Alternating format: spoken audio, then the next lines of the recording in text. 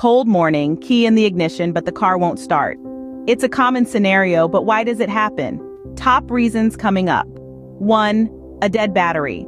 It's the most common culprit, often due to lights left on overnight or simply old age. 2. A faulty ignition switch. If the battery's fine, the issue could be the switch connecting it to the car's systems. 3. A fuel system issue. A clogged fuel filter or failed fuel pump can prevent your engine from getting the necessary juice. 4. A broken starter. This tiny device sets the engine in motion, and without it, you're going nowhere. 5. Damaged spark plugs. If these are worn out or damaged, your engine might not start. So next time you're left stranded, consider these potential car start culprits.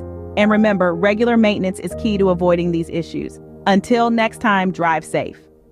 Cold morning, key in the ignition, but the car won't start. It's a common scenario, but why does it happen? Top reasons coming up.